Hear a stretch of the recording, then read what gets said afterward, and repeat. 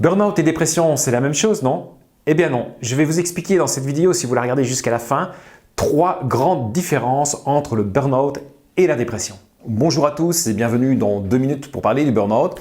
Ceux qui me rejoignent pour la première fois sur Burnout TV, je vous en remercie et je vais me présenter. Je m'appelle Xavier Redams, je suis coach en bien-être et en santé et plus particulièrement, je m'intéresse à l'épanouissement au travail, comment éviter le burnout, comment éviter la surcharge mentale.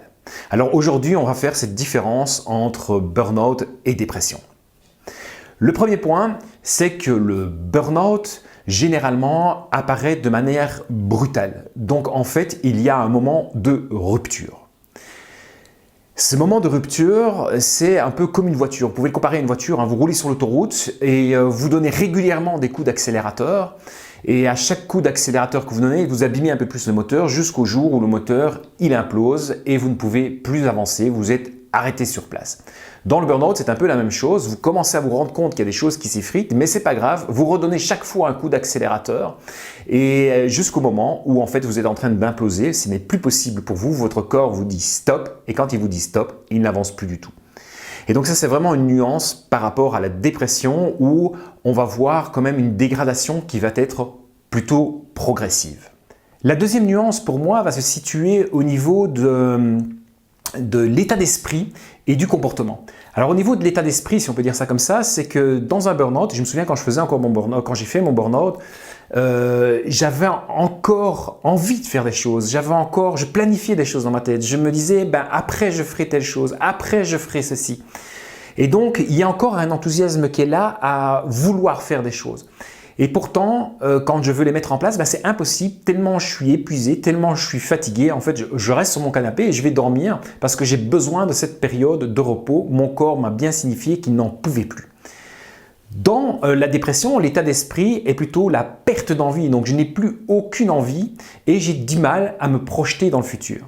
Alors maintenant, il faut être clair, quand on est dans un burn-out vraiment grave et profond, on peut glisser vers une dépression et donc on va retrouver les mêmes signes que la dépression, c'est-à-dire avoir une perte d'envie.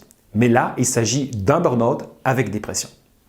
Dans le comportement, il y a aussi cette nuance dans le fait que dans le burn-out, je suis plutôt dans un comportement de lutte. Et là, franchement, je vous propose d'aller revoir ma vidéo sur le syndrome du super-héros parce que dans le syndrome du super-héros, j'explique bien cette lutte-là qui, tout d'un coup, nous amène à la rupture. Dans la dépression, le comportement, lui, va plutôt être un comportement de repli sur soi. Je vais plutôt me replier, je vais plutôt déléguer tout ce qui m'arrive et je vais me mettre dans ma petite bulle qui généralement tourne autour de mon canapé et de mon lit.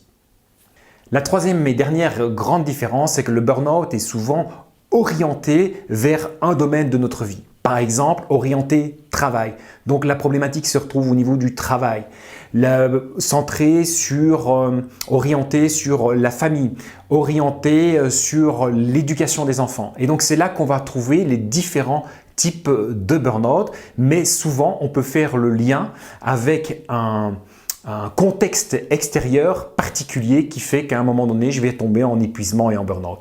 Dans les dépressions, c'est un peu toutes les sphères de notre vie qui sont remises en cause et donc ce n'est pas aussi ciblé que le burn-out. On ne peut pas faire un lien à effet de manière aussi facile. Vous voyez, on peut faire la différence entre le burn-out et la dépression, bien que parfois les deux s'imbriquent les uns dans les autres. Et donc c'est pour ça que pour faire un réel diagnostic, il est intéressant d'aller chez un médecin généraliste ou chez un psychiatre avant d'aller chez un psychologue ou d'aller chez un coach par exemple pour pouvoir s'en sortir. Je vous remercie de votre écoute et puis n'hésitez pas à partager, n'hésitez pas à liker, n'hésitez pas à donner des commentaires et puis vous abonner sur la chaîne si vous ne vous y êtes pas encore abonné. Je vous souhaite à tous une très bonne journée et à bientôt. Au revoir.